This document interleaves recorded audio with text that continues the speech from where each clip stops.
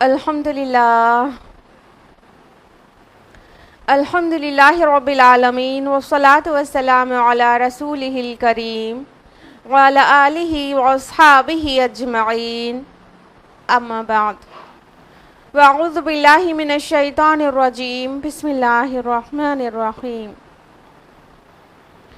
یا ایھا الناس قد جاءتکم موعظۃ من ربکم وشفاء لما فی الصدور وہدی ورحمۃ للمؤمنین بسم اللہ الرحمن الرحیم وَلَقَدْ كَرَّمْنَا بَنِي آدَمَ وَحَمَلْنَاهُمْ فِي الْبَرِّ وَالْبَحْرِ بسم اللہ الرحمن الرحیم رب اشرح لی صدری ویسر لی امری واحلل عقدۃ من لسانی یفقہوا قولی اللہم تفقہنا فی القرآن اللہم تفقہنا فی الدین آمین۔ درس قرآن مجید میں آپ سبھی کا تہہ دل سے خیر مقدم ہے۔ السلام علیکم ورحمۃ اللہ وبرکاتہ۔ سب سے پہلے آپ کی خیریت جاننا چاہیں گے، کیسے آپ سبھی لوگ؟ اللہ رب العالمین سے امید ہے کہ آپ سبھی بخیر و عافیت ہوں گی، اور اللہ تعالیٰ سے دعا ہے کہ آپ سبھی بخیر و عافیت رہیں۔ اللہ تعالیٰ آپ کی حفاظت کرے، آپ کی صحت کی حفاظت کرے، اور کرونا وائرس کووڈ-19 سے آپ کی حفاظت کرے، اور اللہ تعالیٰ آپ کے اعمال صالحات اور ایمان میں اضافہ کرے، آمین۔ درس قرآن مجید میں آپ میں سے اکثر لوگوں کو پتہ ہوگا کہ جو سلسلے وار درس قرآن چل رہا ہے وہ ہے سورہ بنی اسرائیل کا، اور سورہ بنی اسرائیل کی آیت نمبر 65 تک ہم لوگوں نے لاسٹ ویک جانا تھا درس قرآن میں۔ تو آج جو درس پیش کیا جائے گا وہ آیت نمبر 66 to 72 انشاءاللہ پیش کیا جائے گا۔ تو اس سے پہلے کہ باقاعدہ آج کے درس کا آغاز کیا جائے، پچھلے ہفتے کا ایک کوئک سا ریویژن کر لیتے ہیں تاکہ وہ تسلسل بھی بن جائے اور آپ لوگوں کو ریکال ہو جائے۔ تو لاسٹ ویک ہم لوگوں نے آیت نمبر 60 سے لے کے 65 تک جانا تھا، تو اب ہم لوگ جانیں گے بہت مختصر میں آیت نمبر 60 سے 65 کا ریویژن۔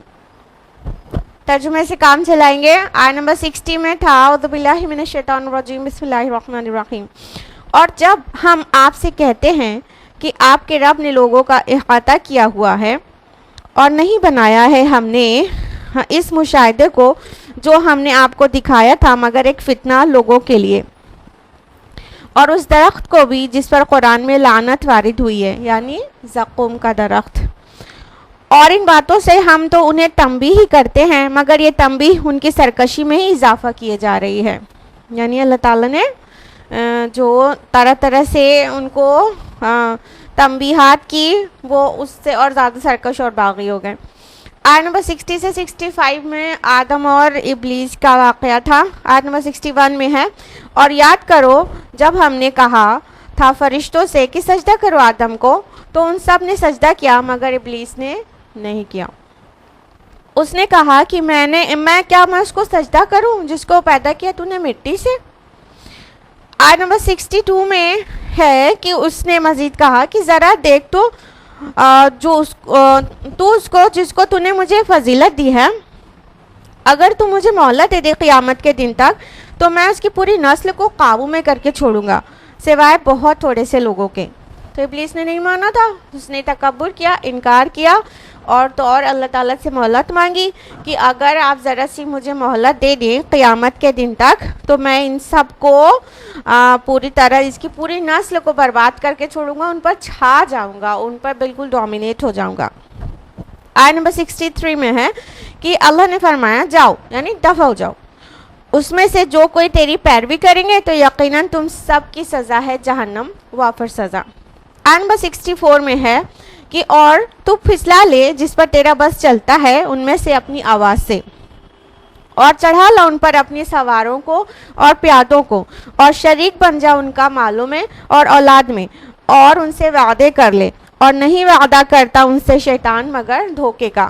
تو اللہ تعالیٰ نے مہلت دے دی اور کہا کہ ٹھیک ہے تو اپنی پوری طاقت کے ساتھ ان پر کوشش اپنی کر لے اور ان کا مال اولاد میں شریک بن جا اور ان سے جو چاہے وعدے کر. اور اللہ تعالیٰ نے واضح کیا کہ شیطان کے جتنے وعدے ہیں وہ فریب ہیں, دھوکہ ہے. یہ سب باتیں واضح ہو گئی ہیں. اب ابلیس سے دوستی کرنے کا کوئی پوائنٹ نہیں ہے ہمارے پاس.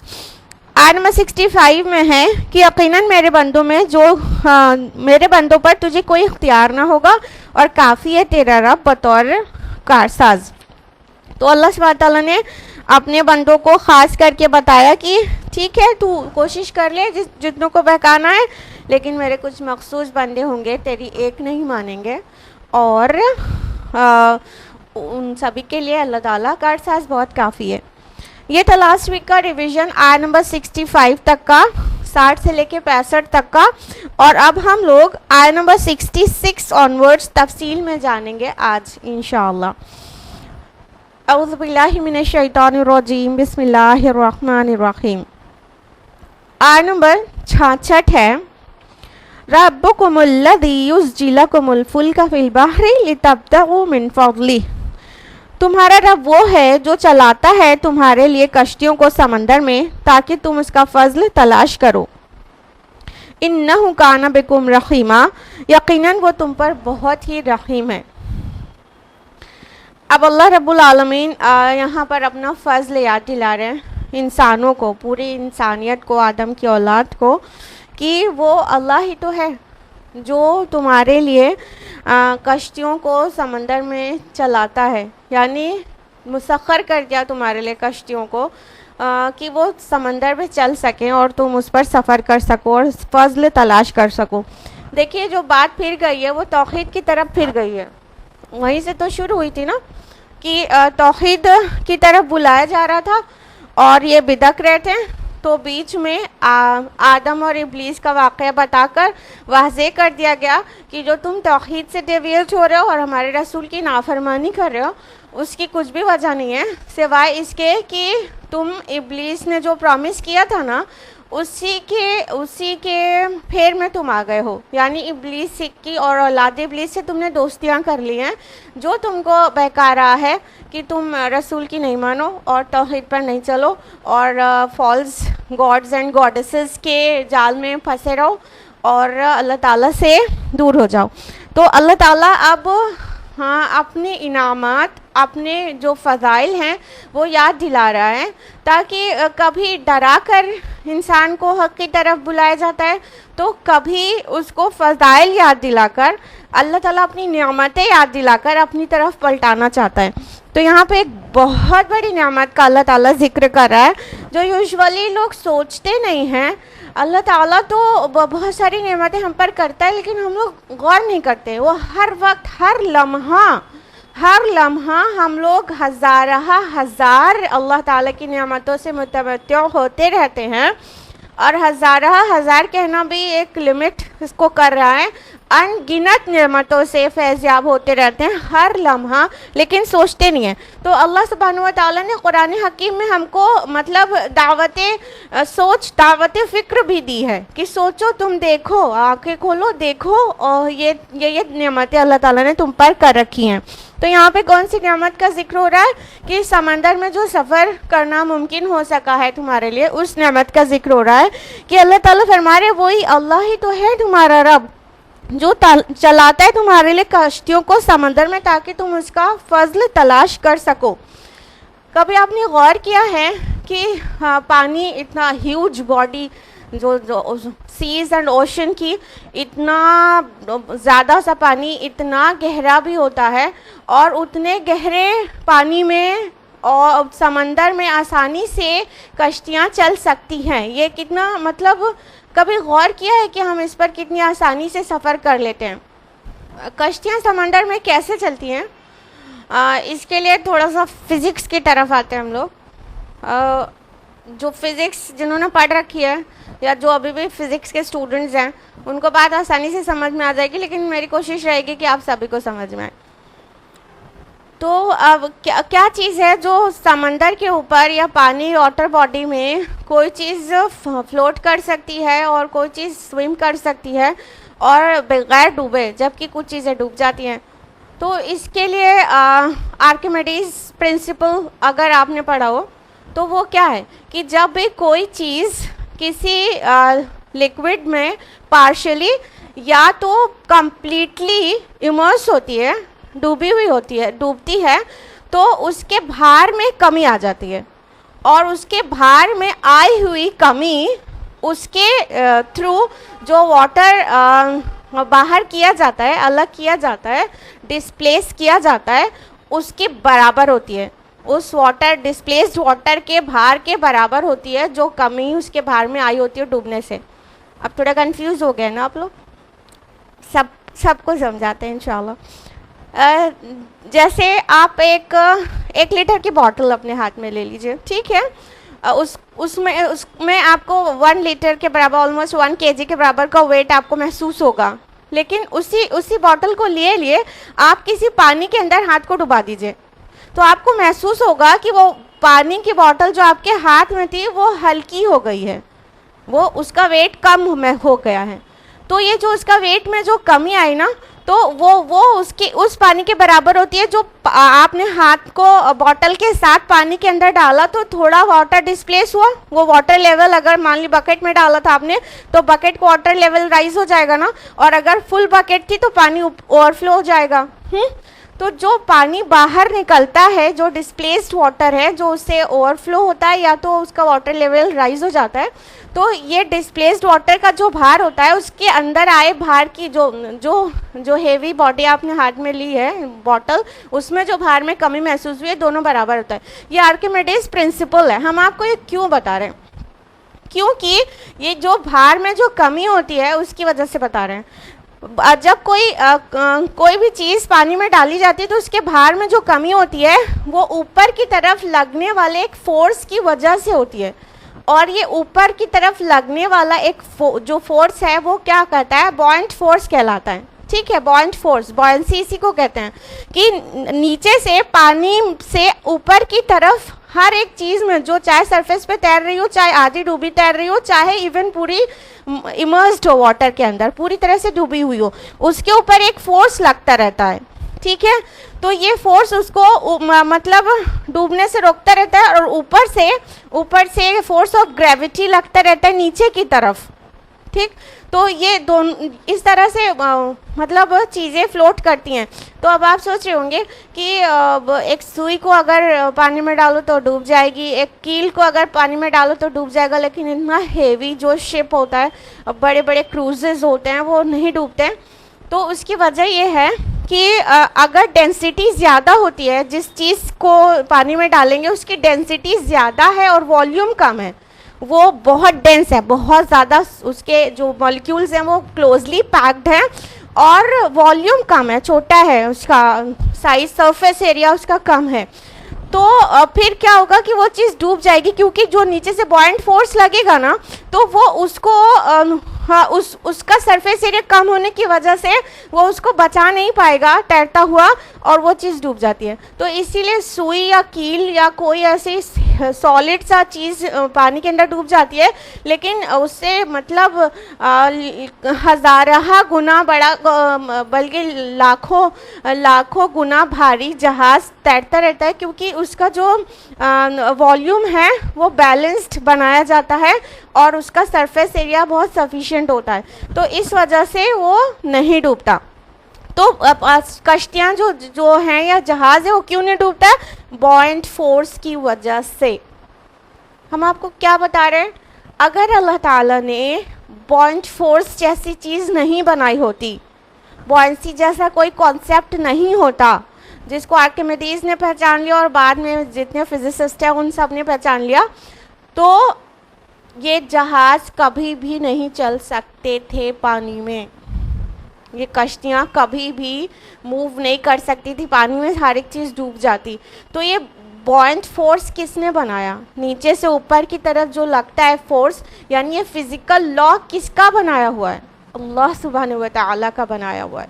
تو اللہ تعالیٰ فرما رہے ہیں کہ اب وہ اللہ ہی ہے کہ جس نے تمہارے لیے کشتیوں کو سمندر میں مطلب چلا دیا تاکہ تم اس کا فضل تلاش کرو.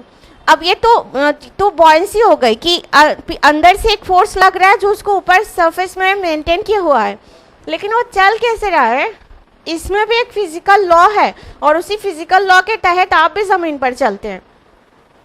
جب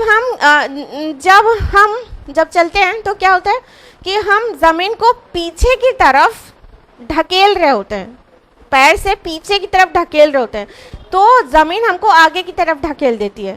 یہ فزیکل لا ہے کہ ایک چیز کی جو اپوزٹ فورس پڑتا ہے تو ایک طرف سے جو فورس پڑتا ہے اس کے اپوزٹ طرف سے بھی فورس پڑنے لگتا ہے. تو جب ہم زمین کو پیچھے کی طرف ڈھکیلتے ہیں تو وہ ہم کو آگے کی طرف ڈھکیل دیتی ہے. اسی طرح جہاز بھی پانی میں چلتے ہیں یا کوئی کشتی ہوتی ہے تو اس کا جو اس کا جو چلتی ہے کیسے چلتی ہے؟ اگر مینول چلتی ہے تو بھی پانی کو پیچھے کی طرف ڈھکیلا جاتا ہے, تو پانی پیچھے کی طرف جب ڈھکیلا جاتا ہے تو پانی کشتی کو آگے ڈھکیل دیتا ہے. اور یہ بڑے بڑے جہاز جو مینولی نہیں چلتے ہیں تو اس میں بہت بڑے بڑے پنکھے لگے ہوتے ہیں جن کو پروپیلرز کہتے ہیں. تو پروپیلرز کا یہی کام ہوتا ہے کہ پروپیلرز جو ہے بہت زیادہ تیز پنکھے ہوتے ہیں اور وہ پانی کو پیچھے ڈھکیلتے رہتے ہیں, تو پانی اتنے بھاری جہاز کو آگے ڈھکیلتا رہتا ہے. اس چیز کو آپ پریکٹیکل کر کے بھی دیکھ سکتے ہیں. کوئی ایک بہت وزنی سا پتھر یا کوئی بھاری سی چیز کو اٹھا کر آپ دور پہ پھینکیے, تو جب آپ اس بھاری چیز کو دور پر, مان لیجیے پتھر ہے, اس کو دور پر پھینکیں گی تو آپ کیا محسوس کریں گے کہ جیسے کسی چیز نے آپ کو بھی پیچھے ڈھکیل دیا. ایسا محسوس ہوتا ہے نا, بھاری چیز کو جب سامنے کی طرف پھینکو تو خود بھی تھوڑا سا پیچھے دھکا سا محسوس ہوتا ہے. یہی وہ اپوزٹ فورس ہے. تو اسی فزیکل لا کے تحت, اسی طبعی قانون کے تحت انسان زمین پر بھی چلتا ہے اور کشتیاں اور بڑے بڑے جہاز چلتے ہیں سمندر میں بھی. تو اللہ سبحانہ و تعالیٰ اپنی اس نعمت کو یاد دلا رہا ہے کہ وہ تمہارا رب ہے جو تمہیں چلاتا ہے کشتیوں کو سمندر میں تاکہ تم اس کا فضل تلاش کرو. اب اس کے فضل سے مراد یہاں پر کیا ہے؟ صرف فضل کو روزی نہ سمجھیے گا, روزی بھی بالکل مراد ہے, نمبر 1 پر ہے. فضل اللہ تعالیٰ رزق کو کہتا ہے بہت جگہ پر قرآن حکیم میں کہ وابتغوا من فضل اللہ, اور تلاش کرو اپنے رب کا فضل.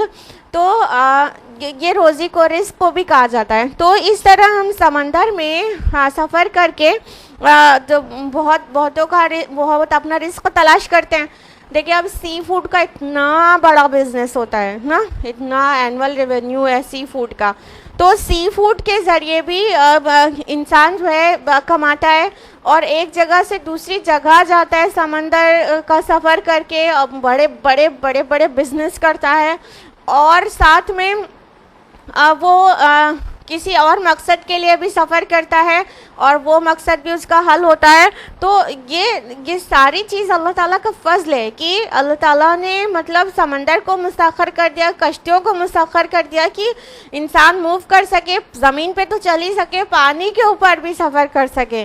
تو اس طرح انسان کتنا مطلب اپنا طرح طرح کے بزنسز کر سکتا ہے. اور آج کل دیکھیے کروز کا کتنا بڑا بزنس ہے کہ پورے جو ماڈرن ڈے جو کروز ہیں وہ دیکھیے ایک دم 5 اسٹار 7 اسٹار فیسلٹیز سے ویل اکوپڈ ہوتے ہیں, اور وہاں کتنے شاندار ہوٹل کی طرح رومز ہوتے ہیں اور سوئمنگ پول ہوتا ہے اور نہ جانے کیا کیا. تو وہ اس سے کمایا جا رہا ہے.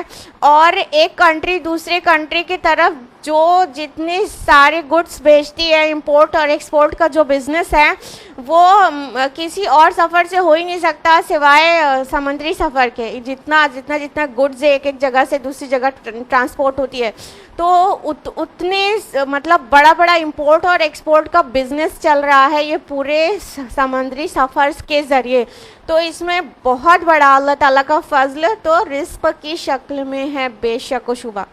تو اللہ تعالیٰ اس نعمت کو یاد دلا رہا ہے. اس کے علاوہ بھی بہت سارے فضل ہیں کہ انسان کے علم میں اضافہ ہوتا ہے. جب انسان سفر کرتا ہے تو اس کے علم میں اضافہ ہوتا ہے.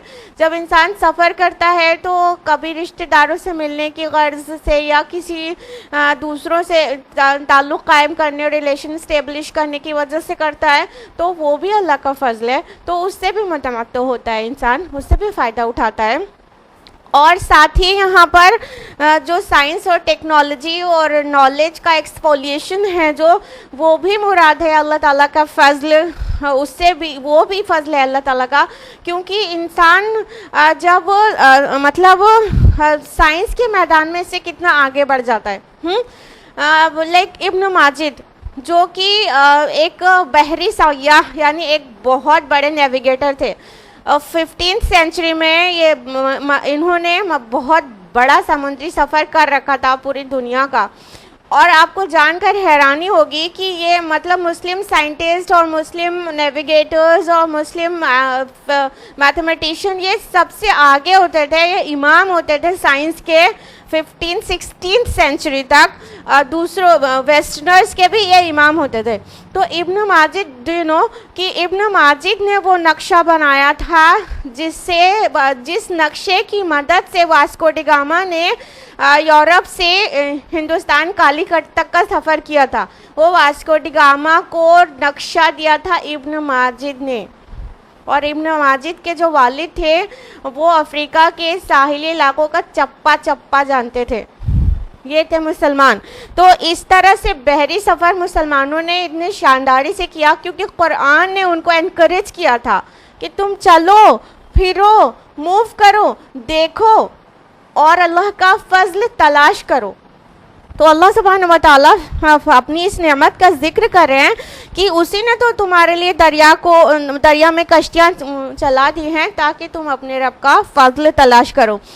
ایک چیز اور اناوائڈیبل ہے مینشن کرنا, وہ یہ کہ جیسے مذاہب ہوتے ہیں تو وہاں پر گوشہ نشینی بہت ہے کہ مطلب اللہ تعالیٰ کے قریب ہونا ہے تو گولا کھینچ کے عبادت کرو اور دنیا کو چھوڑ دو, ترک دنیا کیے بغیر اوپر والے سے تعلق قائم نہیں ہو سکتا. اسلام یہ طریقہ نہیں بتاتا ہے. دیکھیں یہاں پہ بھی ثابت ہوتا ہے کہ کس طرح سے مطلب نیویگیشن کو اور بحری سفر کو کتنا انکریج کیا جا رہا ہے کہ یہ بھی کرو, کرنے کی چیز ہے, تو اللہ تعالیٰ نے تم کو فضل دے رکھا ہے, یہ بھی کرو. تو اسلام مطلب کتنا سائنٹیفک اور کتنا ترقی پسند دین ہے. یہ گوشہ نشینی نہیں سکھاتا ہے, یہ ترقی کرنا سکھاتا ہے. تو یہ مطلب 1400 سال پہلے ان چیزوں کو انکریج کیا گیا جن کو یورپین آج بہت اپنے آپ کو ماڈرن سمجھ کے اور آج سوچ رہے ہیں اس فیلڈ میں بہت ماہر ہیں, اور اوشنوگرافسٹ اور اوشنالوجسٹ ان کے پاس زیادہ ہیں. یہ افسوسناک بات ہے کہ ہم نے قرآن کو ترک کر دیا, تو آج ہمارے پاس بڑھیا نیویگیٹرز نہیں ہیں, بڑھیا میتھمیٹیشین نہیں ہیں اور بڑھیا سائنٹسٹ نہیں ہیں. ایک دور تھا 15th سینچری تک, 16th سینچری کے شروع تک بھی کہ ہمارے پاس سائنٹسٹ ہوتے تھے بڑے بڑے, اور ہمارے پاس کارٹوگرافر ہوتے تھے, اور ہمارے پاس میتھمیٹیشینز ہوتے تھے اور نیویگیٹرز ہوتے تھے. تو قرآن کتنا انکریج کرتا ہے کہ سائنس اور ٹیکنالوجی کے نالج کو بھی حاصل کرنے کے لیے. تو اللہ تعالیٰ نے اس کو اپنا فضل فرمایا اور کہا کہ یقیناً وہ تم پر بہت ہی رحیم ہے. یعنی اللہ تعالیٰ نے اتنے سارے احسانات کیے تم پر, لیکن تم اس کو غور و فکر نہیں کرتے ہو, اس کا شکر نہیں کرتے ہو, لیکن تم کو پکڑ نہیں لیتا فوراً, وہ تم سے درگزر کرتا ہے, وہ بہت رحیم ہے. آگے فرمایا آیت نمبر 67 میں وَإِذَا مَسَّكُمُ الضُّرُّ فِي الْبَحْرِ, اور جب تمہیں کوئی تکلیف پہنچتی ہے سمندر میں, ضَلَّ مَن تَدْعُونَ إِلَّا إِيَّاهُ, گم ہو جاتے ہیں وہ سب جنہیں تم پکارتے ہو سوائے اس کے. فَلَمَّا نَجَّاكُمْ إِلَى الْبَرِّ أَعْرَضْتُمْ وَكَانَ الْإِنسَانُ كَفُورًا, پھر جب وہ تمہیں بچا لاتا ہے خشکی کی طرف تو تم منہ موڑ لیتے ہو, اور انسان ہے ہی بڑا ناشکرا. اب اللہ سبحانہ و تعالیٰ فرما رہے ہیں کہ ایک بہت ایسی ٹچنگ بات, بہت ٹچنگ کہ اور جب تمہیں تکلیف کوئی پہنچتی ہے سمندر میں تو تم سے گم ہو جاتے ہیں وہ سب جن کو تم اللہ کے علاوہ پکارتے ہو.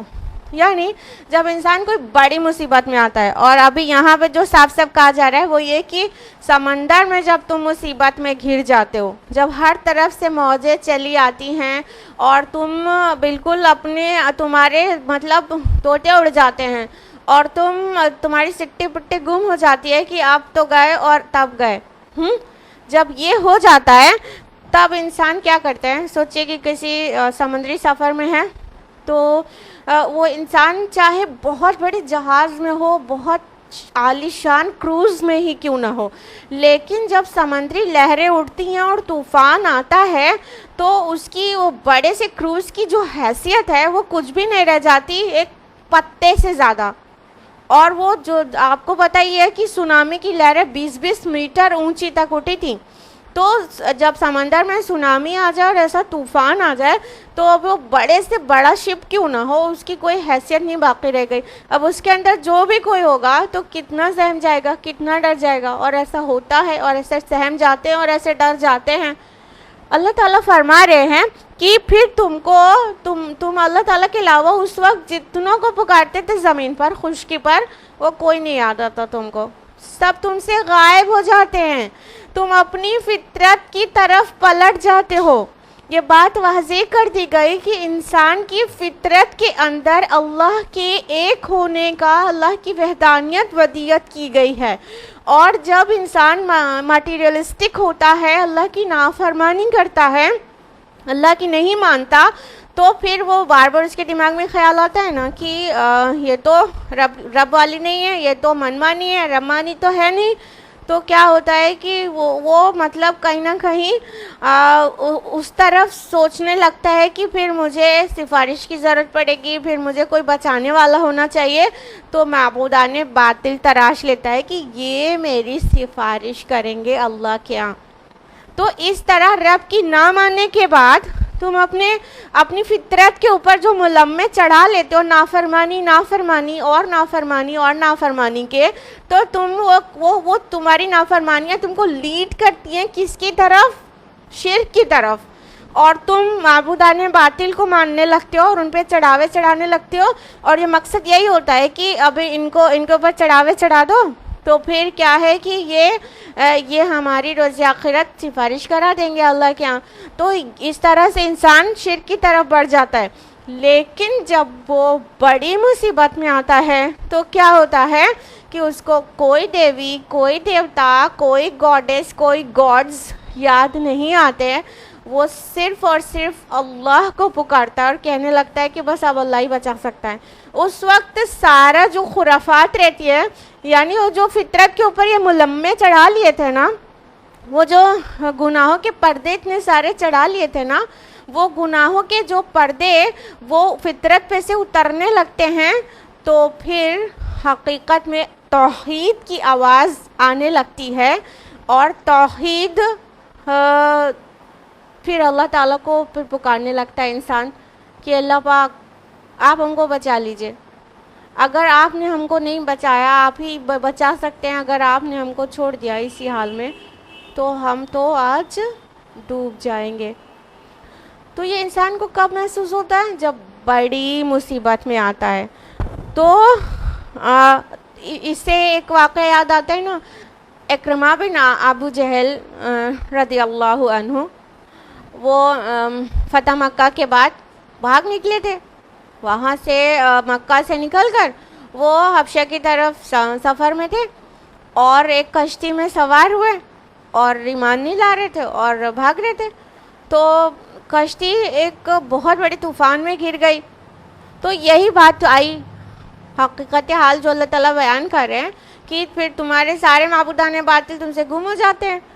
تو یہی بات پیش آئی، جتنے لوگ بھی کشتی میں بیٹھے ہوئے تھے سب لوگ ایک اللہ کو پکارنے لگے کہ یا اللہ بچا لے، اور کہنے لگے کہ بس اللہ ہی بچا سکتا ہے۔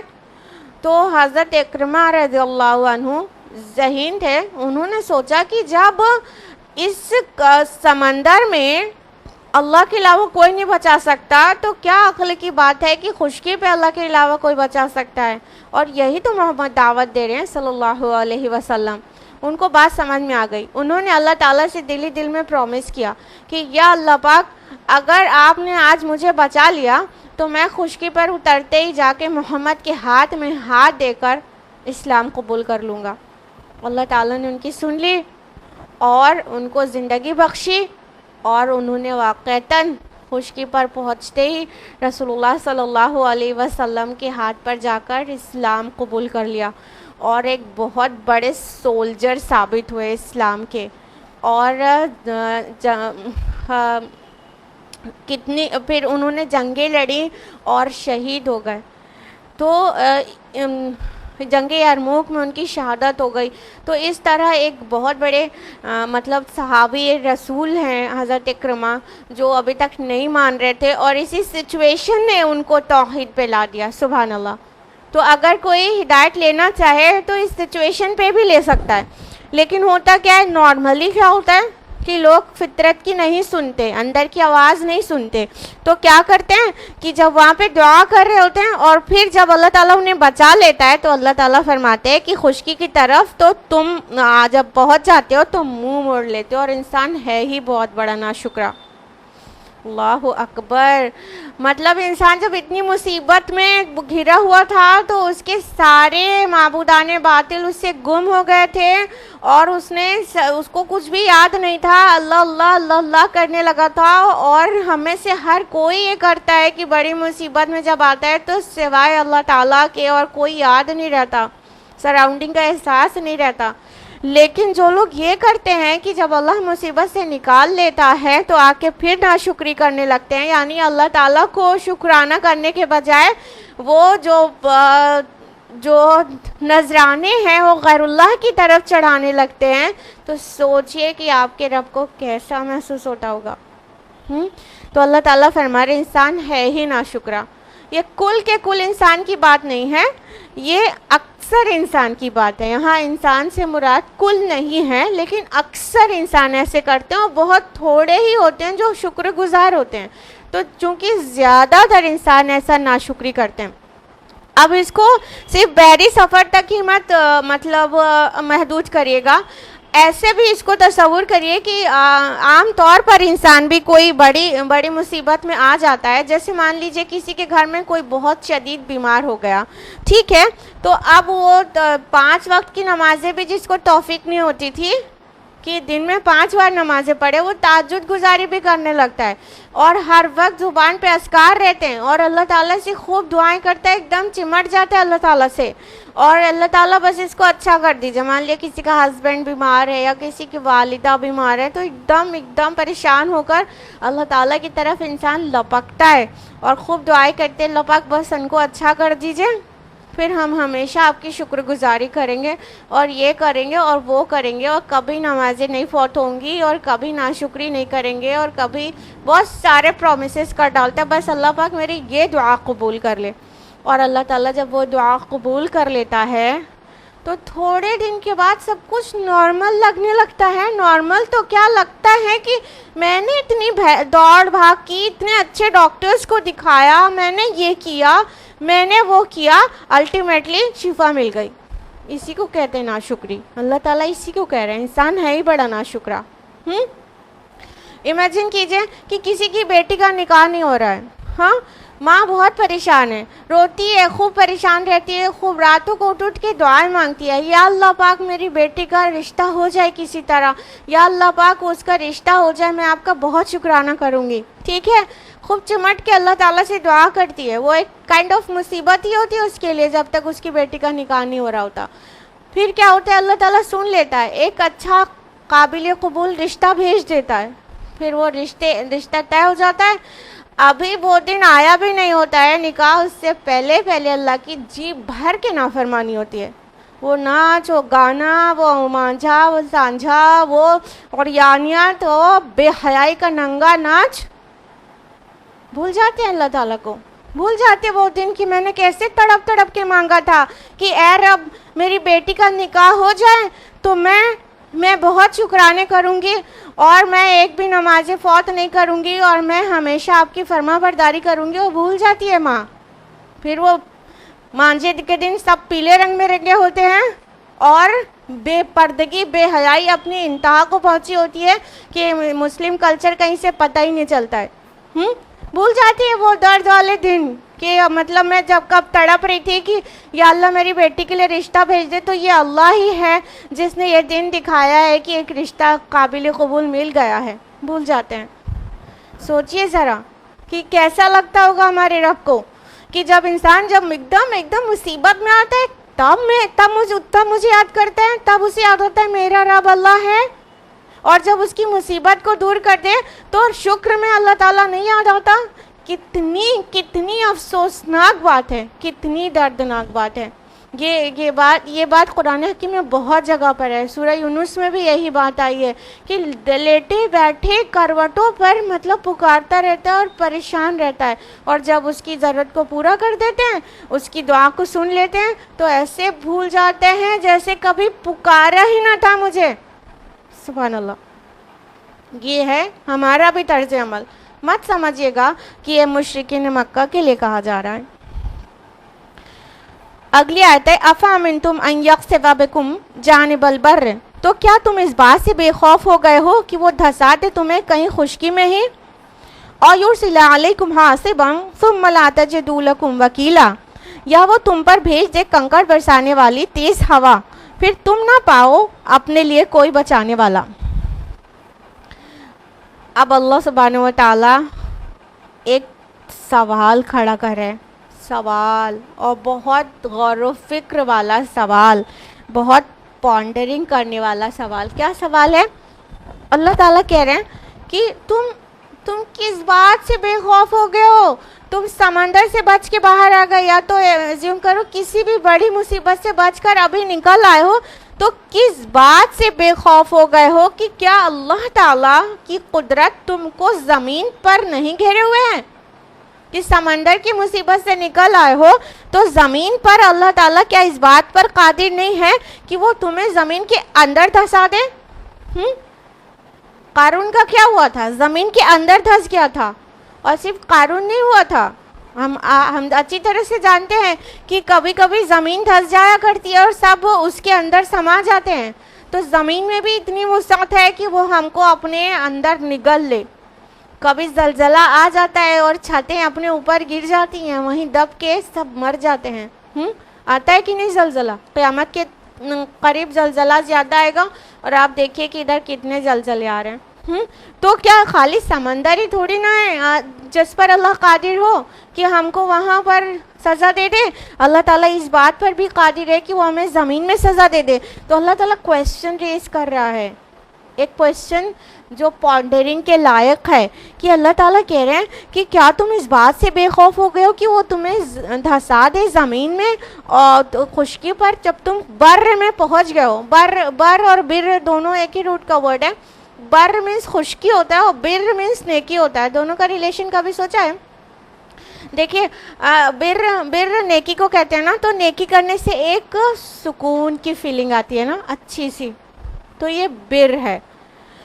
اور جب انسان خشکی پر رہتا ہے نا تو مطمئن رہتا ہے نا, سکون سا محسوس کرتا ہے, یہ بر ہے, خشکی ہے. ٹھیک ہے, تو دونوں ایک ہی روٹ کے ورڈز ہیں. تو اللہ تعالیٰ کہہ رہے ہیں کہ تم خشکی پہ اپنے آپ کو کیسے معمون سمجھتے ہو, کیسے محفوظ سمجھتے ہو, کیسے یہ سوچ لیتے ہو کہ یہاں پر اللہ تعالیٰ تم کو پنش نہیں کر سکتا, یہاں پر نہیں تمہاری گرفت کر سکتا, تم کو یہاں پہ کسی طرح کا عذاب نہیں دے سکتا, یا تو آسمان سے تم پر کوئی کنکڑ برسانے والی کوئی تیز ہوا بھیج دے, ایسی آندھی آ جائے جس میں سنگریزے ہوں, کوئی والکینو ایرپٹ ہو جائے اس کے اندر سے نکلے ہوئے جو لاوا ہے اس کے اندر پتھر ہوں, اور وہ لاوا اور پتھر انسان کو اور پوری بستی کو تباہ کر کے رکھ دے. یہ سب اللہ تعالیٰ کے لیے بہت آسان ہے. ایک شعر ہے, آسود ساحل تو ہے مگر شاید یہ تجھے معلوم نہیں, ساحل سے بھی موجیں اٹھتی ہیں خاموش بھی طوفان ہوتے ہیں. تو ساحل پہ آ کر مطمئن نہیں ہو جانا, بلکہ اللہ تعالیٰ سے ہمیشہ ڈرتے رہنا ہے, ہمیشہ ڈرتے رہنا ہے. تو اللہ تعالیٰ فرما رہے کہ اگر ایسی کوئی آندھی اللہ تعالیٰ تمہارے اوپر بھیج دے جس میں سنگریزے ہوں, تو تم کس کو پاؤ گے اب اللہ سے بچانے والا؟ کوئی ہے جو اللہ سے بچا سکتا ہو؟ کوئی ہے؟ وہ معبودان باطل جن کو تم بھول جاتے ہو بڑی مصیبت میں، وہ تمہیں خشکی میں جو ابھی تم چھوٹی مصیبت سمجھ رہے ہو، مصیبت ہی نہیں سمجھ رہے ہو، اس میں بھی نہیں بچا سکتے۔ اگلی آیت ہے ام امنتم ان یعیدکم فیہ تارۃ اخری فیرسل علیکم قاصفا من الریح، یا تم بے خوف ہو گئے ہو اس سے کہ وہ پھر لے جائے تمہیں سمندر میں دوسری مرتبہ، پھر بھیج دے تم پر ہوا کا زوردار جھکڑ، فَيُغْرِقَكُمْ بِمَا كَفَرْتُمْ ثُمَّ لَا تَجِدُوا لَكُمْ عَلَيْنَا بِهِ تَبِيعًا، سو تمہیں غرق کر دے تمہارے کفر کی پاداش میں، پھر تم نہ پاؤ اپنے لیے ہمارے خلاف اس کی وجہ سے کوئی تعاقب کرنے والا۔ اب اللہ سبحانہ تعالیٰ ایک اور کویشچن ریز کر رہے ہیں، اچھا تم کس طرح سے بے خوف ہو گئے ہو؟ سمندر سے تم بچ کر نکل آئے ہو، کیا یہ اللہ تعالیٰ کے لیے آسان نہیں کہ تمہیں پھر سے سمندری سفر پیش آ جائے؟ کیا ایسا نہیں ہو سکتا؟ اور بالکل ہو سکتا ہے۔ ایک سفر میں انسان گیا، مصیبت میں پھنسا تھا، اللہ اللہ کر رہا تھا، اللہ تعالیٰ نے بچا لیا، واپس آ گیا زمین پر اور آ کے مگن ہو گیا، بھول گیا شکرانہ کرنا رب کا، اور رب کی فرما برداری چھوڑ کر پھر ناشکری شروع کر دی۔ پھر اللہ تعالیٰ نے اس کی رسی ڈھیلی کر دی، کر لو ناشکری اور کر لو۔ پھر دوسرا سفر کا موقع آ گیا کہ اب پھر سے جانا ہے، تو انسان پھر سے جائے گا تو اللہ تعالیٰ فرما رہے کیا تم اس بات سے بے خوف ہو گئے ہو کہ تم کو دوسری بار سفر پیش آ جائے، اور اب کی بار تم جاؤ تو اللہ تعالیٰ ایسا زوردار ہوا کا جھکڑ بھیج دے، ایسا سائیکلون بھیج دے، ایسی ہوا بھیج دے جو تم کو غرق کر کے رکھ دے تمہاری اس ناشکری، تمہارے اس کفر کی سزا کے طور پر۔ یہ بالکل ممکن ہے اور بالکل ایسا ہو سکتا ہے۔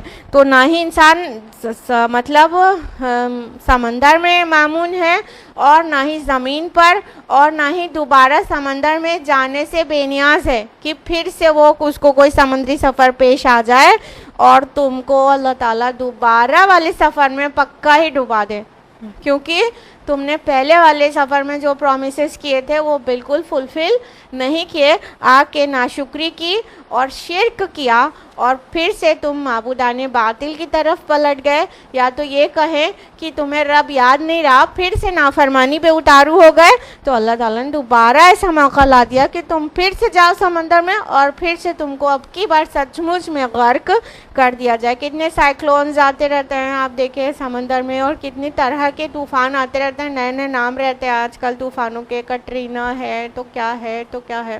تو اس طرح سے بہت سارے طوفان اللہ تعالیٰ بھیجتا رہتا ہے، اور اس طرح لوگ برباد ہوتے رہتے ہیں ٹائم ٹو ٹائم۔ تو اللہ تعالیٰ فرما رہے ہیں کہ پھر تم نہ پاؤ، مطلب اللہ تعالیٰ کے خلاف تم کوئی کو نہ پاؤ گے کہ اس کا تعاقب کر سکے، یعنی اللہ تعالیٰ سے کوئی باز پرس نہیں کر سکتا کہ اے رب تو نے یہ کیوں کیا، نہ ہی کوئی وکالت کر سکتا ہے کہ اے رب میرے کلائنٹ کو آپ نے کیوں پنش کر دیا۔ نہ نہ نہ نہ، اللہ تعالیٰ سے کوئی پوچھنے والا نہیں ہے، کوئی سوال کرنے والا نہیں ہے، کوئی بچانے والا نہیں ہے، اور کوئی اللہ کے خلاف پیروی کرنے والا نہیں ہے کہ جیسے ایک وکیل لے کے اسے پیروی کراتے ہیں اپنے حق میں، تو ایسا کوئی وکیل نہ پائیں گے کہ جو اللہ کے خلاف پیروی کرے۔ تو یہ سوچنے والی باتیں ہیں جو رب کی طرف پلٹاتی ہیں۔ غور کرے انسان، قرآن میں کیسا کھول کھول کر اللہ تعالیٰ نے بیان کر دیا ہے، اگر انسان غور کرے تو کتنی شکر گزاری کرے، کتنی شکر گزاری کرے۔ وَإِن تَعُدُّوا نِعْمَتَ اللَّهِ لَا تُحْصُوهَا، اگر تم اللہ کی نعمتوں کو گننا چاہو تو گن نہیں سکتے۔ تو اللہ تعالیٰ کی نعمتوں کو کاؤنٹ کریں اور کبھی کاؤنٹ کر نہیں سکتے، تو الٹیمیٹلی یہ تو ہوگا نا کہ شکر کریں۔ ساری زندگی بھی سجدے میں گزار دے تو شکر کا حق تو نہیں ادا ہو سکتا، لیکن ایٹ لیسٹ جتنا شکر کر سکتے اتنا تو کریں۔ اور شکرانہ یہ بھی ہے کہ نافرمانی سے بچیں، یہ عملی شکر ہے، نافرمانی سے بچیں، اللہ تعالیٰ کے کو ڈس اوبے کرنے سے بچیں، اس کے احکام کی خلاف ورزی کرنے سے بچیں، یہ عملی شکر ہے اور سب سے اہم شکر ہے۔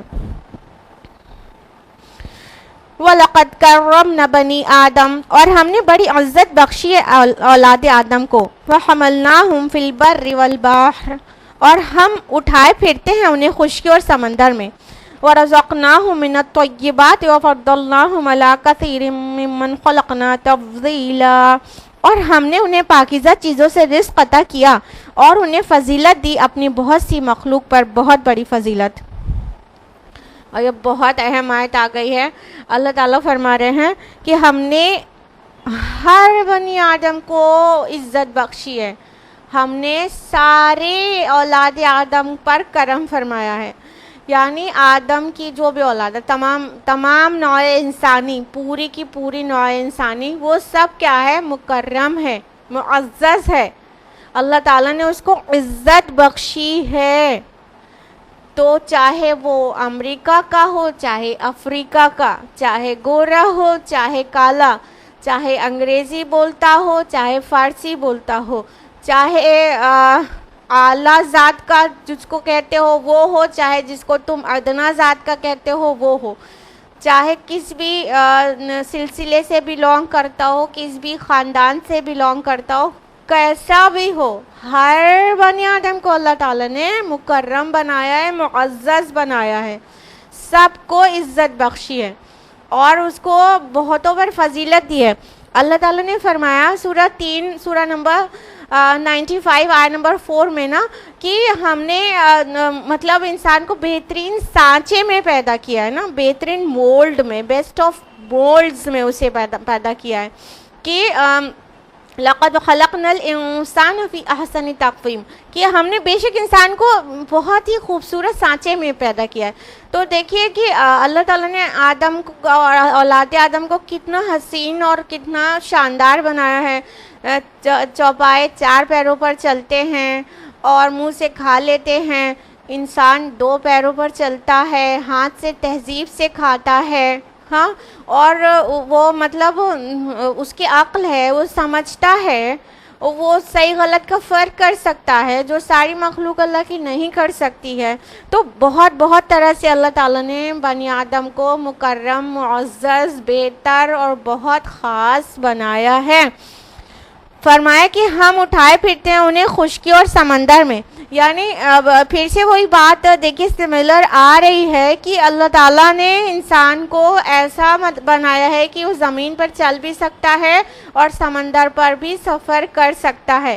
ابھی جو ہم نے آپ کو آیا نمبر 66 کے انڈر میں ڈیٹیلز بتائی ہے، اس کو پھر سے ریکال کریے کہ کس طرح سے انسان زمین پر اپنے قدم بڑھاتا ہے تو وہ چل سکتا ہے، جو گویا زمین ہم کو اٹھائے ہوئی ہے. اٹھائے ہوئی ہے. اسی طرح سمندر پر وہ کشتی میں، جہازوں میں سوار ہو کر ایک جگہ سے دوسری جگہ جا سکتا ہے، مطلب سمندر بھی اسے اٹھائے ہوا ہے. اب یہ جو زمین کا اٹھایا جانا، سمندر کا اٹھایا جانا اللہ کی طرف سے ہے نا. اللہ تعالیٰ ہی نے تو زمین کو بچھا دیا اور سمندر کو اور کشتیوں کو مسخر کر دیا کہ وہ ہمیں اٹھائے ہیں. تو اللہ تعالیٰ خود اپنے لیے منسوب کر رہا ہے اس بات کو کہ ہم اٹھائے پھرتے ہیں اس کو سمندر اور خشکی میں. وہ اللہ ہے جس نے وہ فزیکل لاز بنائے ہیں جس کی وجہ سے ہم زمین اور سمندر پر چل پھر سکتے ہیں. تو وہ اللہ تعالیٰ ہم کو اٹھائے ہوا ہے. اللہ تعالیٰ ہم کو اٹھائے ہوا ہے. کبھی غور کریے اور شکر کریے. فرمایا کہ اور ہم نے انہیں پاکیزہ چیزوں سے رزق عطا کیا. تو اللہ تعالیٰ نے ہم لوگوں کو کتنی پاک اور عمدہ اور کھانے پینے کی کتنی اعلیٰ چیزیں دی ہیں. آپ دیکھیے کہ ہم لوگ مطلب زمین سے بھی کتنے فوڈ حاصل کرتے ہیں کہ فروٹس ہیں تو ڈیفرنٹ فروٹس ہیں. ایک نہیں کہ کھاتے کھاتے سارے سال خربوزہ ہی کھانا ہو تو شاید انسان کا جو نیچر ہے وہ مطلب اکتا جائے، اور پورے سال اگر امرود ہی کھانا ہو تو مشکل ہو جائے. ہاں، تو اس طرح ہم فروٹس ہیں تو ڈیفرنٹ فروٹس ہمارے پاس ہوتے ہیں. ویجیٹیبلز ہیں تو ڈیفرنٹ ویجیٹیبلز ہوتی ہیں. اینیمل فوڈ ہے تو ڈیفرنٹ اینیمل فوڈز ہیں. اور ہمارے پاس سی فوڈ ہے. سی فوڈ ہے، جیسے کہ یہاں پہ سمندر کا بار بار ذکر ہو رہا ہے، تو سی فوڈ کو بھی فراموش نہیں کریں. سی فوڈ ہائیلی نیوٹریشیس ہوتا ہے اور بہت زیادہ ہیلتھ کے لیے اچھا ہوتا ہے، کیونکہ لو کیلری فوڈ ہوتا ہے یہ. اور سی فوڈ میں جو سی فش ہوتی ہیں ان کے اندر اومیگا 3 فیٹی ایسڈز ہوتے ہیں جو کہ ہارٹ ڈیزیز سے بچاتے ہیں. تو جو سی فوڈ کھاتا ہے وہ ہارٹ ڈیزیز سے بالکل بچا رہتا ہے، کیونکہ اومیگا 3 فیٹی ایسڈز جو ہیں وہ بلڈ کو مطلب جمنے سے اور اس کیپیلریز میں فیٹ جمنے سے روکتے ہیں. تو اس طرح سے ہارٹ ڈیزیز کا خطرہ ایک دم منیمائز ہو جاتا ہے سی فوڈ سے. تو اس طرح اومیگا 3 فیٹی ایسڈز اللہ تعالیٰ کی نعمت ہے سی فوڈ کے اندر. اور سب طرح کے اناج ہیں اور نہ جانے کیا کیا، یہ اللہ تعالیٰ ان کو طیبات کہتا ہے. کتنے پاکیزہ رزق ہم نے دیا. اب دھیان رہے کہ اللہ تعالیٰ کے سارے رزق سے فائدہ اٹھانا ہے، لیکن جینے کے لیے کھانا ہے، کھانے کے لیے نہیں جینا ہے. مطلب کچھ لوگ ہوتے ہیں کہ ٹھیک ہے اللہ تعالیٰ کے رزق سے فائدہ اٹھانے دیا ہے اللہ تعالیٰ نے ڈفرینٹ، تو مطلب کھانے کے لیے جینے لگتے ہیں. بالکل کھانا ہی ان کے لیے فرسٹ پریورٹی ہوتا ہے، اور اس کو اچھے سے اچھا کھانے کے لیے وہ اللہ تعالیٰ کی نافرمانی بھی کر سکتے، رشوت بھی لے سکتے، چوری بھی کر سکتے، ڈاکہ زنی بھی. تو یہ نہیں، کیا ہے اللہ تعالیٰ نے جو طیبات دیا ہے اس کو طیب طریقے سے حاصل بھی کرنا ہے. تو یہ اللہ تعالیٰ پاکیزہ رزق اس کو کہتا ہے جو بذات خود پاکیزہ ہو، اللہ تعالیٰ نے اس کو حلال کیا ہو، لیکن حلال طریقے سے اس کے حاصل بھی کرنا ہے، تب جا کے وہ پاکیزہ رہے گا آپ کے لیے. اور فرمایا کہ ہم نے انہیں فضیلت دی ہے، وَفَضَّلْنَاهُمْ عَلَىٰ كَثِيرٍ مِّمَّنْ خَلَقْنَا تَفْضِيلًا، اور ہم نے فضیلت دی ہے اسے بہت بڑی فضیلت بہت ساری مخلوق پر. دیکھیں یہاں پر عَلَىٰ كَثِيرٍ مِّمَّنْ خَلَقْنَا آیا ہے کہ بہت ساری مخلوق پر. یہ نہیں آیا ہے کہ ساری مخلوق پر، کل نہیں آیا ہے، کثیر آیا ہے. ٹھیک ہے، تو جو زیادہ صحیح مطلب دین ہے، جو کہ علامہ زمخشری بھی کہتے ہیں کہ یہ کہنا مناسب نہیں ہے کہ انسان اشرف المخلوقات ہے. اشرف المخلوقات جو فریز ہے وہ نہ ہی قرآن میں ہے اور نہ ہی کسی بھی حدیث میں ہے. جو صحیح دین ہے وہ یہ کہ بہت ساری مخلوق پر اللہ تعالیٰ نے انسان کو، اولاد آدم کو فضیلت دی ہے، ساری مخلوق پر نہیں. کیونکہ یہ سب سے مناسب جگہ تھی کہ یہاں پہ یہ بات آ جاتی کہ انسان کو دنیا کی ساری مخلوق پر ہم نے فضیلت دی ہے. اب بتاؤ انسان کا کیا حال ہوتا اگر اللہ پاک یہ کہتا یا ہوتا یہ بات سچی اور یہ کہہ دیتا. تو انسان ایسے ہی اتنا تکبر کرتا ہے، ایسے ہی اپنے کو پتہ نہیں کیا سمجھتا ہے، اپنے برابر کسی کو نہیں سمجھتا. پھر وہ سوچتا کہ ہمارے جیسی تو شان ہی کسی کی نہیں ہے پوری دنیا میں کسی بھی مخلوق کی، تو کتنا کبر اس کو لاحق ہو جاتا ہے، اعوذ باللہ. تو بہرحال یہ نقطہ سمجھنے والا ہے. جو اکثروں کو غلط فہمی رہتی ہے کہ انسان اشرف المخلوقات ہے، بیسٹ آف دا کریشنز ہے. کہیں پہ بھی قرآن اور حدیث میں best of the creations world, اشرف المخلوقات یا افضل المخلوقات الفاظ نہیں آئے ہیں. جو آئی ہے بات وہ سب سے مناسب جگہ یہ ہے کہ یہاں پہ مینشن ہوتی، لیکن یہاں پر بھی کیا مینشن ہوا ہے کہ ہم نے بہت ساری مخلوق پر فضیلت دے رکھی ہے. تو اللہ تعالیٰ نے انسان کو بہت ساری نون مخلوق پر فضیلت دے رکھی ہے. کیا پتہ کچھ مخلوق ایسی بھی ہوں جو انسان سے افضل ہوں اور ہماری نالج میں نہیں ہے. اور کچھ اسکالرس کی اوپینین ہے کہ جبریل، میکائیل، اسرافیل یہ انسان سے افضل ہیں. تو بہرحال فرشتوں کا سجدہ کرائے تو کیا تھا آدم کے اندر روح پھونکنے کے بعد، لیکن یہ اللہ ہی بہتر جانتا ہے کہ اللہ تعالیٰ کی نظر میں سب سے افضل مخلوق کون سی ہے. یہ صرف اللہ تعالیٰ جانتا ہے، اور قرآن اور حدیث سے ہمیں پتہ نہیں چلتا ہے کہ انسان اشرف المخلوقات ہے، وہ بیسٹ آف دا کریشنز ہے، بلکہ کیا پتہ چل رہا ہے بہت ساری مخلوق پر فضیلت ہے۔ تو ہم لوگ کے اراؤنڈ بہت سارے مطلب ایسے مخلوق ہیں اللہ تعالیٰ کی جو جس پر فضیلت ہماری واضح ہے، بھائی چوپائے ہیں، پرندے ہیں، اور یہ پہاڑ، یہ ہوائیں، اور یہ ندی نالے، یہ ساری مخلوق پر انسان کو فضیلت نظر آتی ہے کہ انسان کے اندر ہے، کہ وہ سوچ ہے، اس کی فکر ہے، عقل ہے، اس کو مطلب وہ صحیح غلط کی تمیز کر سکتا ہے، اس کے پاس علم ہے۔ تو یہ چیزیں انسان کے پاس ہیں، تو ان تمام جو نون مخلوق ہمارے اراؤنڈ ہے ان میں تو افضل نظر آتا ہے بے شک و شبہ، لیکن اس سے یہ بات ثابت نہیں ہوتی کہ وہ افضل المخلوقات، اشرف المخلوقات ہے۔ آیت نمبر 71 میں فرمایا یوم ندعو کل اناس بامامہم، جس دن ہم بلائیں گے تمام انسانوں کو ان کے سرداروں کے ساتھ، فمن اوتی کتابہ بیمینہ فاولئک یقرؤون کتابہم ولا یظلمون فتیلا، تو جس کو دیا جائے گا اس کا اعمال نامہ اس کے داہنے ہاتھ میں، تو ایسے لوگ پڑھیں گے اپنے نامہ اعمال کو اور ان پر ظلم نہ کیا جائے گا دھاگے کے برابر۔ اب دیکھیے اللہ تعالیٰ اپنا احسان یاد دلا کر آخرت کی باز پرس پر سوئچ ہو گیا، اور یہ سوئچ نہیں ہے، یہ اس کا کریکٹ سیکوینس ہے۔ قرآن میں آپ کو یہ ترتیب اور جگہوں پر بھی ملے گی کہ کہیں پر اللہ تعالیٰ اپنی نعمتیں اور اپنے احسانات یاد دلاتا ہے تو ظاہر سی بات ہے نا، یہ بھی یاد دلا دے گا کہ یہ جو نعمتیں دی ہیں ہم نے تم کو، اس کو استعمال کرو اور خوش ہو، ٹھیک ہے، لیکن یاد رکھو کہ سوال بھی ہوگا اس کے بارے میں، تم سے پوچھا جائے گا۔ جو نعمتیں دی ہیں، وہ جو تم کو اتنی ساری نعمتیں دے رکھی تھی، تمہاری صحت، تمہارے آنکھ، کان، ناک، ہاتھ، پیر، اور تمہاری ہیلتھ، اور تمہارے لیے فوڈ، اور تمہارے لیے واٹر، تمہارے لیے آکسیجن، اور ساری چیزیں جو دے رکھی ہیں، اس کے بارے میں سوال بھی کیا جائے گا کہ ان کا استعمال کہاں کیا، اللہ کی فرما برداری میں کیا کہ رب کی نافرمانی میں کیا، سوال بھی کیا جائے گا۔ تو دیکھیے اس کی اگلی آیت یہ آ گئی ہے کہ آخرت کے متعلق کہ جس دن ہم بلائیں گے تمام انسانوں کو ان کے سرداروں کے ساتھ، یہاں پہ ایک فرمایا بِإِمَامِهِمْ، ان کے سرداروں کے ساتھ۔ اب امام جو لفظ یہاں پر آیا ہے اس میں مختلف آراء ہیں اور سب ایک ساتھ بھی مراد ہو سکتی ہیں۔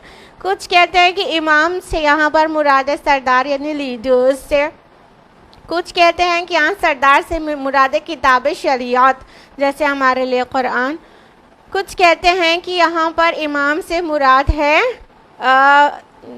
جو انسان کا نامہ اعمال ہے، وہ جو اعمال نامے کی جو کتاب ہے، ڈیڈز بک آف ڈیڈز، وہ مراد ہے۔ تو یہ بہرحال یہ تینوں بھی مراد ہو سکتی ہے، کیونکہ اس میں مذائقہ نہیں کہ انسان اپنے اپنے امام، اپنے اپنے لیڈر کے ساتھ کھڑا ہوگا، یہ قرآن حکیم میں دیگر مقامات سے بالکل واضح ہے، جیسے کہ فرمایا سورہ نساء سورہ نمبر 4 آیت نمبر 41 میں فَكَيْفَ إِذَا جِئْنَا مِنْ كُلِّ أُمَّةٍ بِشَهِيدٍ وَجِئْنَا بِكَ عَلَىٰ هَٰؤُلَاءِ شَهِيدًا، پس کیا حال ہوگا تمہارا اس وقت جب ہم ہر امت میں سے ایک گواہ کھڑا کریں گے، اور اے نبی صلی اللہ علیہ وسلم ہم آپ کو ان کے خلاف گواہ بنا کر لائیں گے۔ تو یہاں پر یہ جو گواہ ہے یہ نبی ہے، اور یہ امام وہی ہے کہ ہر امت کے ساتھ ایک گواہ، ایک امام ہوگا۔ تو ہر امت کا نبی اس کے ساتھ ہوگا، اور اچھے لوگوں کا لیڈر، اچھا لیڈر ان کے ساتھ ہوگا، برے لوگوں کا برا لیڈر ان کے ساتھ ہوگا، فرعونیت کرنے والے لوگوں کا لیڈر فرعون ہوگا، اور حق کی طرف بلانے والے داعیان جو ہیں وہ لیڈرشپ کریں گے اپنے پیروکاروں کی جو حق پر چلے ان کے کہنے پر۔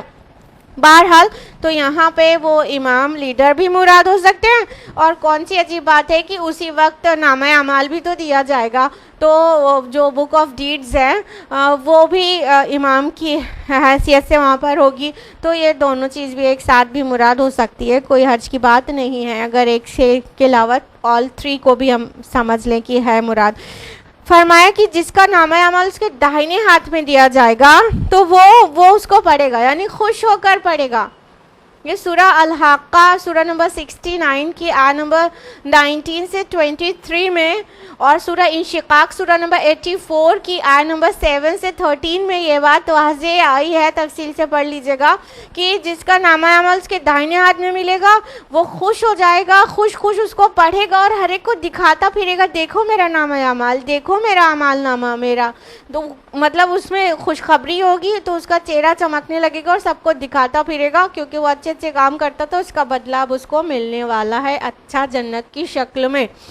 اور جس کا نامہ عمل اس کو بائیں ہاتھ میں دیا جائے گا تو وہ اتنا افسوس اور غم میں ڈوب جائے گا اور چھپنے لگے گا، وہ اپنے پیٹھ کے پیچھے اس کو چھپا لے گا اور وہ لوگوں کو دکھانے سے بچے گا، اور شرمندگی اور ذلت اس کے اوپر ایک دم چھا گئی ہوگی۔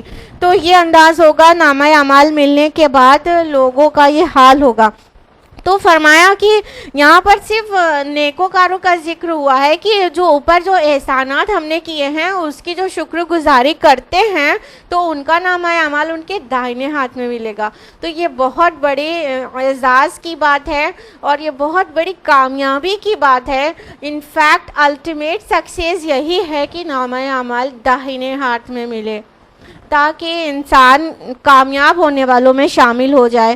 تو ان جو اللہ تعالیٰ نے اپنی نعمتیں یاد دلائی ہیں نا، تو اس کی جو بھی شکر گزاری کرتے ہیں ان کا نامہ اعمال دائنے ہاتھ میں ملے گا، اور پھر وہ دکھاتا پھرے گا خوش کی دیکھو میرا نامہ اعمال۔ اور فرمایا کہ ایک ذرا سا بھی اس کے اوپر مطلب فتیل کے برابر بھی ظلم نہ کیا جائے گا۔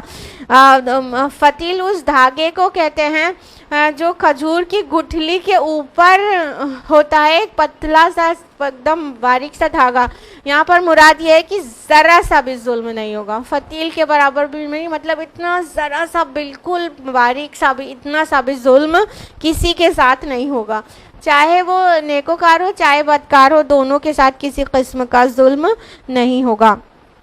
آگے فرمایا آیت نمبر 72 میں وَمَنْ كَانَ فِي هَٰذِهِ أَعْمَىٰ فَهُوَ فِي الْآخِرَةِ أَعْمَىٰ وَأَضَلُّ سَبِيلًا، اور جو کوئی اس دنیا میں اندھا رہا وہ آخرت میں بھی اندھا ہوگا اور راہ سے بہت دور بھٹکا ہوا۔ اب اللہ سبحانہ تعالیٰ فرما رہے ہیں کہ اس دنیا میں جس نے اپنے آپ کو ہدایت سے اندھا کر لیا تھا، اللہ تعالیٰ نے اتنی ساری نعمتیں اس کے اوپر کی، پوری کائنات اور فضا میں توحید کی بہت ساری دلیلیں بکھیر کر چھوڑ دی، اور اس کے اندر حق بات، حق اور ناحق کی پہچان ودیعت کر دی، نیکی اور بدی کی پہچان ڈال دی۔ سارا کچھ ڈالنے کے بعد ان سب چیز کو اس نے اندیکھا کیا، یعنی اندھا ہو گیا۔ اللہ تعالیٰ کے ایک ہونے کا ثبوت ہر طرف سے ملتا ہے، اس کے بعد بھی اگر کوئی شرک کر رہا ہے تو مطلب وہ اندھا ہو گیا ہے، وہ دیکھ کر بھی اندیکھی کر رہا ہے۔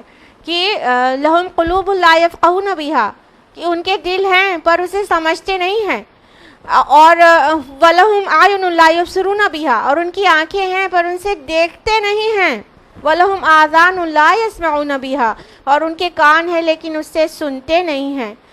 ذَلِكَ كَالْأَنْعَامِ، کہ یہ چوپائے ہیں، چوپائے، اولئک کالانعام بل ہم اضل، بلکہ اس سے بھی زیادہ گمراہ۔ سورہ اعراف سورہ نمبر 7 آیت نمبر 179۔ تو یہ جو آنکھیں ہیں یہ دیکھنے کے لیے اللہ تعالیٰ نے دی ہیں، اور دل کی آنکھیں وہ کھلی رکھیں گی، تبھی اس آنکھوں سے دیکھنا کوئی فائدہ دے گا ہدایت کے لیے۔ تو جس نے بھی ہدایت کے لیے اپنی آنکھوں کو موند لیا، اپنی آنکھوں پر پردہ ڈال لیا، اندھا ہو گیا، تو روز آخرت واقعتاً وہ اندھا ہو کر اٹھے گا، اسے کوئی راستہ نہیں سجائی دے گا، وہ بہت زیادہ مطلب مظلوم جیسی حالت ہو جائے گی اس کی، اور وہ اندھا اس چیز سے بھی ہو جائے گا کہ اس کو دیدار الہی ہو سکے، اور وہ اندھا اس سے بھی ہو جائے گا کہ اس کو کوئی بھی نعمت مل سکے اور اس کو نعمت سے متمتع ہو سکے، وہ جنت کی نعمتیں دیکھ سکے، وہ اس سے اندھا ہو جائے گا۔ کہنے کا مطلب وہ نعمتیں اس کو وہاں پر نہیں ملیں گی۔ تو جان کے بھی انجان ہونا یہ اندھے پن کی بات ہو گئی، اور اس طرح کا اندھا آخرت میں واقعتاً اندھا کر کے اٹھایا جائے گا۔ اللہم لا تجعلنا منہم۔ آمین۔ اللہ سبحانہ تعالیٰ ہم سب کو قرآن مجید پڑھنے، سمجھنے، عمل کرنے، غور و فکر کرنے کی توفیق عطا فرمائیں۔ جو لوگ یوٹیوب پر دیکھ رہے ہیں وہ لوگ اسما شمس چینل کو سبسکرائب کرنا نہیں بھولیں تاکہ آپ کو نوٹیفیکیشنز ملتے رہیں جو بھی کرنٹ اپلوڈز ہیں اس کے، اور یہ جو ویکلی درس قرآن ہو رہا ہے یوٹیوب اور فیس بک پر لائیو، اس کے بھی نوٹیفیکیشنز آپ کو ملتے رہیں۔ تو پلیز ہمارے یوٹیوب چینل کو سبسکرائب کیجیے اور فیس بک پیج کو لائک کیجیے۔ جزاکم اللہ خیرا کثیرا، والسلام علیکم ورحمۃ اللہ وبرکاتہ۔